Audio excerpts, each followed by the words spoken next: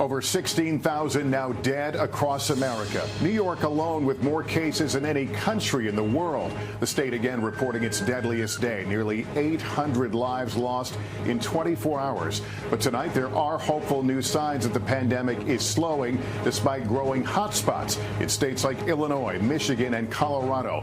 And the new restrictions, Los Angeles set to close parks and guard them with police this Easter weekend.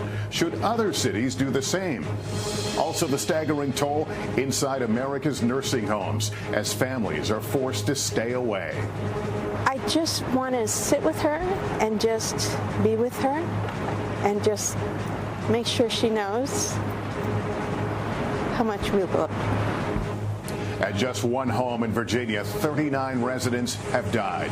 Another 6.6 million Americans filing for unemployment, an unprecedented 17 million jobs lost in just 3 weeks. Where's the relief? The new reporting tonight on when you may get that check from the government. On the front lines, the exhausting toll on nurses, the overwhelming number who say their hospitals were not prepared, and what they say they fear most. And the search for solutions. The wife of a coronavirus patient using the power of social media to find a donor for a potentially life-saving experimental treatment. This is NBC Nightly News with Lester Holt. Good evening, everyone. America is hurting tonight from the stunning new unemployment numbers, at least 17 million now out of work, to the still climbing death toll. Another 2,000 lives lost nationally since yesterday as this wildfire of misery rapidly burns across the country. Yet tonight the trend is clear. The curve is flattening, and that brings its own challenges of keeping Americans focused on what's working. Our team has a lot to tell you tonight. Gabe Gutierrez starts us off now from New York.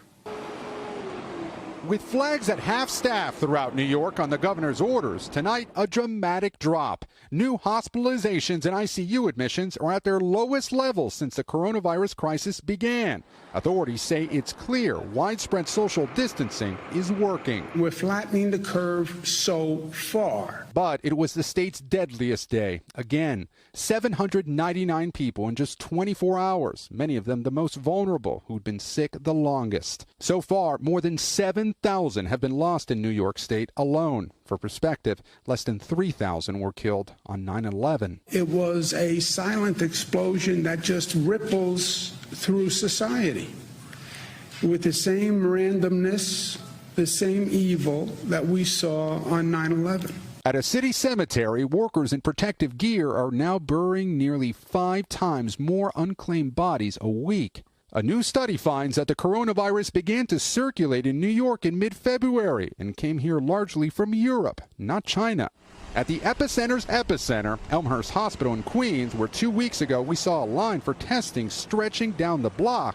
Today, we saw virtually no line at all, just one small sign that hospitals like these are seeing fewer new cases. In Manhattan, plans for an emergency field hospital at St. John the Divine, one of the world's largest cathedrals, have been scrapped. It doesn't appear the extra beds will be needed. But cases have exploded on nearby Long Island, and doctors are warning New Yorkers not to be complacent. It does not mean that it's a time for us to take our foot off the gas. It does not mean that it's time for us to let up. In fact, it's a time for us to double down. We've spoken with ER Dr. Craig Spencer, an Ebola survivor, since the pandemic began. Seeing people die day after day, many people who were fine just the day before, even the morning of, is really, really tough. Among the lives lost, Hal Wilner, a music producer for Saturday Night Live. Dr. Guido Volcovici inspired his daughter to become a reporter.